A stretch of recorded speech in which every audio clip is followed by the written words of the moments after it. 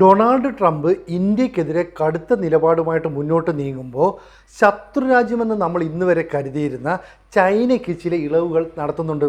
എന്തിനാണ് ചൈനയ്ക്ക് ഇത്തരം ഇളവുകൾ നടത്തുന്നത്? സ്വാഭാവികമായിട്ടും സംശയം തോന്നും.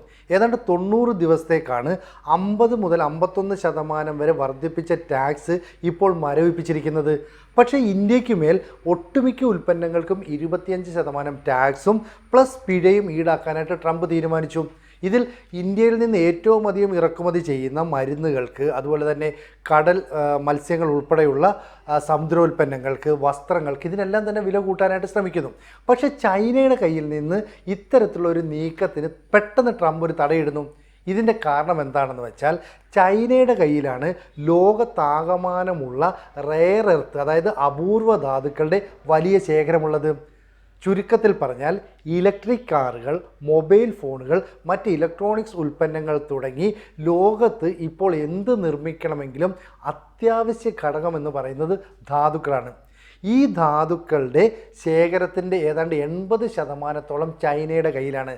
മാത്രമല്ല, ഇത് ഖനനം ചെയ്തെടുക്കാനുള്ള സംവിധാനങ്ങൾ ഏറ്റവും അധികം സജ്ജീകരിച്ചിട്ടുള്ളതും ചൈന തന്നെയാണ്.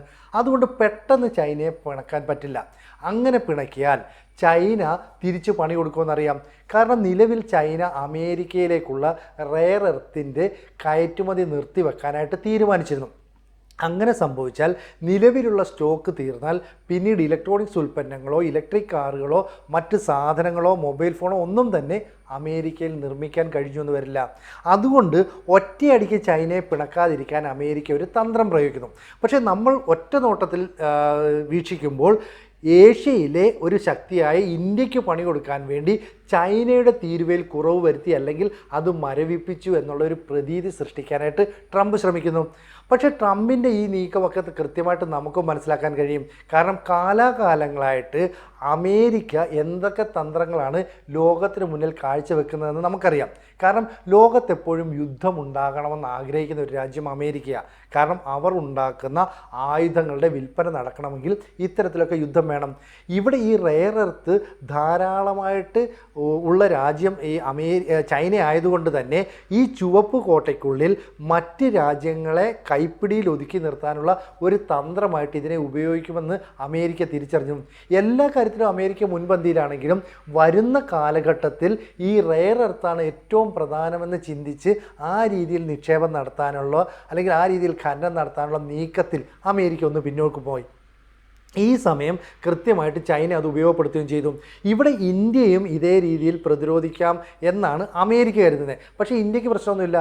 കാരണം നമ്മളിപ്പോൾ റഷ്യയുടെ കയ്യിൽ നിന്ന് എണ്ണ വാങ്ങിക്കുന്നു, അല്ലെങ്കിൽ അത് ആയുധങ്ങളൊക്കെ വാങ്ങിക്കുന്നു എന്നുള്ളതാണ് ഈ അമേരിക്കയുടെ പ്രശ്നം. സത്യത്തിൽ നമ്മൾ എന്തുകൊണ്ടാണ് റഷ്യയുടെ നിന്ന് എണ്ണ മേടിക്കുന്നത്? ഇത്രയും കാലം എണ്ണ മേടിച്ചുകൊണ്ടിരുന്ന ഇറാനും വെനസ്വേലയും അടക്കമുള്ള രാജ്യങ്ങൾക്ക് ഉപരോധം ഏർപ്പെടുത്തിയപ്പോൾ നമ്മളതനുസരിച്ചു. അത് കഴിഞ്ഞ് ഗൾഫ് രാജ്യങ്ങളിൽ നിന്നാണ് നമ്മൾ എണ്ണ മേടിക്കുന്നത്, അതായത് UAE, ഖത്തർ, സൗദി അറേബ്യ പോലെയുള്ള രാജ്യങ്ങൾ. പക്ഷേ യൂറോപ്യൻ രാജ്യങ്ങൾ റഷ്യയ്ക്ക് മേൽ ഉപരോധം ഏർപ്പെടുത്തിയപ്പോൾ ഈ യൂറോപ്യൻ രാജ്യങ്ങളെല്ലാം തന്നെ എണ്ണയ്ക്കായിട്ട് അറബ് രാജ്യങ്ങളെ ഡിപ്പെൻഡ് ചെയ്യാൻ തുടങ്ങി. ഈ സമയത്ത് താരതമ്യേന വില കുറച്ച് എണ്ണ തരാമെന്ന് പറയുന്ന റഷ്യയുമായിട്ട് നമ്മൾ ടൈപ്പിലെത്തുന്നു. അങ്ങനെ ഉക്രൈനും റഷ്യയും തമ്മിലുള്ള യുദ്ധം ആരംഭിക്കുന്ന സമയത്ത് 2% എണ്ണ മാത്രമാണ് നമുക്ക് ആവശ്യമുള്ളതിൻ്റെ 2% എണ്ണ, അതാണ് റഷ്യയിൽ നിന്ന് നമ്മൾ വാങ്ങിയത്. പക്ഷേ യുദ്ധം ആരംഭിക്കുകയും റഷ്യയ്ക്ക് മേൽ ഉപരോധം ഏർപ്പെടുത്തുകയും ചെയ്തപ്പോൾ റഷ്യയ്ക്ക് എണ്ണ വിൽക്കാൻ മാർഗമില്ല. അപ്പോൾ ധൈര്യമായിട്ട് റഷ്യയ്ക്ക് കൈ കൊടുത്ത രാജ്യം ഇന്ത്യയാണ്. അങ്ങനെ നമ്മൾ മൊത്തം ആവശ്യമുള്ളതിൻ്റെ ഏതാണ്ട് 40% എണ്ണ റഷ്യയിൽ നിന്ന് വാങ്ങുന്നുണ്ട്.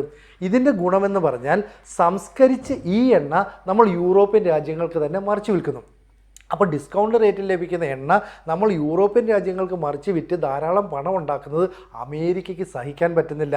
മാത്രമല്ല, ഈ പണം ഇന്ത്യൻ റുപ്പീസിലും റൂബിളിലുമാണ് കച്ചവടം നടക്കുന്നത്. ഇത് ഡോളറിൻ്റെ ഒരു വില ഇടിയുന്നതിന് കാരണമാകുന്നു. ഇതാണ് അമേരിക്കയെ പ്രകോപിപ്പിച്ചത്. അതുകൊണ്ട് തന്നെ ചൈനയുമായിട്ട് ഇണക്കത്തിൽ നിന്നുകൊണ്ട് ഈ റെയർ എർത്തൊക്കെ ഞങ്ങൾക്കുമായിട്ട് ഷെയർ ചെയ്യണം, അതുകൊണ്ട് ഇന്ത്യയെ പിണക്കി നിങ്ങളുമായിട്ട് കൂട്ടുകൂടാം, ഇതാണ് ട്രംപിൻ്റെ കാഞ്ഞ ബുദ്ധി. പക്ഷേ ഇന്ത്യ ഇതിനു മുമ്പ് തന്നെ മറ്റ് ചില രാജ്യങ്ങളിലേക്ക് സന്ദർശനം നടത്തി. അതായത് ഇന്ത്യൻ പ്രധാനമന്ത്രി 3ാം തവണയും അധികാരത്തിലെത്തിയതിന് ശേഷം ഏറ്റവും ദീർഘമായ ചില വിദേശ സഞ്ചാരങ്ങൾ നടത്തി. ലാറ്റിൻ അമേരിക്കൻ രാജ്യങ്ങളായ അർജൻറ്റീന, ബ്രസീൽ, പിന്നീട് ഈ ആഫ്രിക്കൻ രാജ്യങ്ങളായ Ghana, Namibia, Trinidad and Tobago തുടങ്ങിയ രാജ്യങ്ങളിലേക്ക് ഒരു സന്ദർശനം നടത്തി. അപ്പോൾ ഘാനയിലൊക്കെ പ്രധാനമന്ത്രി ചെല്ലുമ്പോൾ കിട്ടുന്ന ഒരു സ്വീകാര്യത വളരെ വലുതാണ്. ഈ രാജ്യങ്ങളിൽ സന്ദർശനം നടത്തുന്നതിന് മറ്റ് ചില ഉദ്ദേശങ്ങളുണ്ട്. കാരണം അർജൻറ്റീന, ബ്രസീൽ തുടങ്ങിയ രാജ്യങ്ങളിലാണ് ഏറ്റവും കൂടുതൽ ലിഥിയം, ചെമ്പടക്കമുള്ള മൂലകങ്ങളുടെ നിക്ഷേപമുള്ളത്. ഇനി Trinidad and Tobago, Ghana, Namibia തുടങ്ങിയ രാജ്യങ്ങളിൽ മഗ്നീഷ്യം, ഇട്രിയം, അലൂമിനിയം തുടങ്ങിയ ധാതുക്കളുടെ നിക്ഷേപമുണ്ട്. അപ്പം ഈ അപൂർവ ധാതുക്കളുടെ നിക്ഷേപമുള്ള രാജ്യങ്ങളുമായിട്ട് നമ്മളൊരു നല്ല സഹകരണം വെച്ച് പുലർത്തുന്നു. പ്രത്യേകിച്ച് ആഫ്രിക്കൻ രാജ്യങ്ങളിലേക്ക് ചൈന കടന്നു കയറുന്നത് അവരെ ചൂഷണം ചെയ്യാനാണെന്നുള്ളൊരു ചിന്ത അവർക്കുണ്ട്. അവിടെയാണ് ഇന്ത്യൻ പ്രധാനമന്ത്രി നരേന്ദ്രമോദി തൻ്റെ നയതന്ത്ര ബന്ധങ്ങൾ വളരെ ഫലപ്രദമായ രീതിയിൽ ഉപയോഗിച്ചത്. അങ്ങനെ ഈ അപൂർവ ധാതുക്കളുടെ ക്ഷാമം എപ്പോഴെങ്കിലും വന്നാൽ ഇന്ത്യക്കത് തരാനായിട്ട് ഈ രാജ്യങ്ങളെല്ലാം തയ്യാറാണ്. അപ്പം ബ്രിക്സിൻ്റെ ഭാഗമായിട്ട് നിൽക്കുന്ന ബ്രസീൽ, പിന്നെ അർജൻറ്റീന, എന്തിന് ഈ ഘാന, നമീബിയ തുടങ്ങിയ രാജ്യങ്ങളൊക്കെ നമ്മളോട് നല്ല രീതിയിൽ സഹകരിക്കുന്നു. അപ്പം അടുത്ത നൂറ്റാണ്ടിൽ യുദ്ധവിമാനം നിർമ്മിക്കാൻ, ഇലക്ട്രിക്കൽ കാർ നിർമ്മിക്കാൻ, മൊബൈൽ ഫോൺ നിർമ്മിക്കാൻ എല്ലാത്തിനും ഈ റെയർ എർത്ത് വേണം. അതിനുവേണ്ടി ചൈനയുടെ അടുത്ത് ചില വിട്ടുവീഴ്ച ചെയ്യുമ്പോൾ ഇപ്പുറത്ത് ഇന്ത്യക്ക് മറ്റ് ചില രാജ്യങ്ങളുമായിട്ട് ബന്ധം പുലർത്താൻ പറ്റുന്നുണ്ട്. ഇപ്പോൾ പാകിസ്ഥാനിലെ തന്നെ ബലൂജ് മേഖലയിൽ ചൈനയ്ക്ക് ഖനനം നടത്താനുള്ള സാധ്യതയുണ്ട്. കാരണം അവിടെ അപൂർവ ധാതുക്കളുണ്ട്. അവിടേക്ക് അമേരിക്കയെ കൊണ്ടുവരാനായിട്ട് പോയപ്പോൾ ബലൂചിസ്ഥാൻ ലിബറേഷൻ ആർമി പറഞ്ഞു, ഇവിടേക്കെങ്കിലും ആരെങ്കിലും വന്നാൽ നിങ്ങളെയൊക്കെ ഞങ്ങൾ കൊന്നുകളയും, കാരണം ഞങ്ങൾ ചാവേറുകളെ പോലെ പ്രവർത്തിക്കുന്നവരാണ്. അപ്പോൾ അമേരിക്കയ്ക്ക് അത്തരം നീക്കങ്ങളൊന്നും നടത്താൻ പറ്റുന്നില്ല. ചുരുക്കം പറഞ്ഞാൽ ഇന്ത്യക്ക് പണി കൊടുക്കാൻ വേണ്ടി ഈ പറയുന്ന വിലവർദ്ധനമൊക്കെ നടപ്പാക്കുന്നു, റഷ്യയുമായിട്ട് സഹകരണം ഉണ്ടാകരുതെന്നൊക്കെ പറയുന്നു. പക്ഷേ നമ്മൾ ഇതിനെയൊക്കെ അവഗണിച്ച് റഷ്യയുമായിട്ടുള്ള ബന്ധം കൂടുതൽ സ്മൂത്താക്കി വരുന്നു. അതിൻ്റെ ഗുണം എന്താണെന്ന് വെച്ചാൽ ഇപ്പോൾ റഷ്യ അവരുടെ Su-57E എന്ന് പറയുന്ന 5ാം തലമുറ യുദ്ധവിമാനവും അതിൻ്റെ ടെക്നോളജിയും കുറഞ്ഞ നിരക്കിൽ ഇന്ത്യക്ക് തരാൻ തയ്യാറാണ്. മാത്രവുമല്ല, കുറഞ്ഞ ഏതാണ്ട് ഒരു 3 വർഷത്തിനോ 4 വർഷത്തിനോ ശേഷം ഇന്ത്യയിൽ തന്നെ തദ്ദേശീയമായിട്ട് Su-57 എന്ന് പറയുന്ന ലോകത്തിൽ തന്നെ ഇന്നത്തെ ഏറ്റവും മികച്ചതെന്നറിയപ്പെടുന്ന Su-57 എന്ന് പറയുന്ന 5ാം തലമുറ യുദ്ധവിമാനം നമ്മൾ നിർമ്മിക്കും. ഇനി അർമാദ എന്ന് പറഞ്ഞിട്ട് ഒരു ടാങ്ക്, കാരണം നമ്മളും സ്വന്തമായിട്ട് യുദ്ധ ടാങ്കുകൾ നിർമ്മിക്കാനായിട്ട് പദ്ധതി ഇട്ടു. അപ്പോൾ റഷ്യ നേരിട്ട് വന്ന് പറഞ്ഞു, ഞങ്ങൾ ഉപയോഗിക്കുന്ന യുദ്ധ ടാങ്കുകൾ നിങ്ങൾക്കും തരാം, അതിൻ്റെ ടെക്നോളജി, അതിൻ്റെ സോഴ്സ് കോഡ് ഉൾപ്പെടെ നിങ്ങൾക്ക് തരാമെന്ന് മാത്രമല്ല, ആത്മനിർഭർ ഭാരത് പദ്ധതിയിൽ ഉൾപ്പെടുത്തി ഇതിൻ്റെ 60 മുതൽ 70% വരെ പാർട്സ് ഈ സ്വദേശീയമായ നിങ്ങളുടെ നാട്ടിൽ നിന്ന് തന്നെ ഉപയോഗിക്കാം. അപ്പോൾ വിദേശ രാജ്യങ്ങളെ കൂടുതൽ ഡിപ്പെൻഡ് ചെയ്യേണ്ട. അപ്പോൾ അമേരിക്കയ്ക്കെതിരായിട്ട് നമ്മൾ നിൽക്കുന്നതുകൊണ്ട് റഷ്യ എങ്ങനെയൊക്കെ നമ്മളെ സഹായിക്കുന്നു എന്ന് മനസ്സിലായോ? അപ്പോൾ യുദ്ധവിമാനങ്ങളുടെ നിർമ്മാണ കാര്യത്തിൽ, അല്ലെ അതിൻ്റെ എഞ്ചിൻ നിർമ്മാണ കാര്യത്തിൽ നമ്മളൊന്ന് പിന്നോക്കം പോയി. അവിടെയും അമേരിക്കയുമായിട്ടുള്ള ശത്രുത പുലർത്തുന്ന ഫ്രാൻസ് നമ്മളുമായിട്ട് കൈകോർക്കുകയാണ്. അതായത് ഇമ്മാനുവൽ മാക്രോൺ പറയുന്നു, ഞങ്ങളുടെ സഫ്രാൻ എന്ന് പറയുന്ന കമ്പനി നിങ്ങളുടെ രാജ്യത്തേക്ക് വരികയും അവിടെ നിന്ന് യുദ്ധവിമാനങ്ങളുടെ എഞ്ചിൻ നിർമ്മിക്കുന്ന ടെക്നോളജി നിങ്ങളിലേക്ക് എത്തിക്കാം, അല്ലെങ്കിൽ നിങ്ങൾക്ക് അതിന് വേണ്ട പരിശീലനം തരാം. അപ്പോൾ അമേരിക്കയുമായിട്ട് പിണങ്ങി നിൽക്കുന്ന റഷ്യയും ഫ്രാൻസുമൊക്കെ ഇന്ത്യയോട് കൈകോർക്കുന്നു. ഇവിടെ ഇന്ത്യയെ ഞെട്ടിച്ചുകൊണ്ട് ചൈനയുമായി കൈകോർക്കാമെന്നുള്ള ട്രംപിൻ്റെ പദ്ധതി ഫലപ്രദമാകില്ലെന്നാണ് സൂചന. കാരണം പാകിസ്ഥാനിൽ അമേരിക്ക കൂടുതൽ ബന്ധം പുലർത്തുന്നു, കൂടുതൽ സാന്നിധ്യം ഉറപ്പിക്കാൻ ശ്രമിക്കുന്നു. ഇത് ചൈനയ്ക്ക് അത്ര ഇഷ്ടപ്പെടുന്നില്ല. അതുകൊണ്ട് തന്നെ ചൈന ഇനി കൈകോർക്കാൻ താല്പര്യപ്പെടുന്നത് ഇന്ത്യയുമായിട്ടാണ്. നമുക്ക് വിശ്വസിക്കാൻ പറ്റാത്ത രാജ്യമാണെങ്കിൽ പോലും 140 കോടി അല്ലെങ്കിൽ 150 കോടിയോളം ജനസംഖ്യയുള്ള ഇന്ത്യയും ചൈനയും വലിയ മാർക്കറ്റുകൾ തന്നെയാണ്.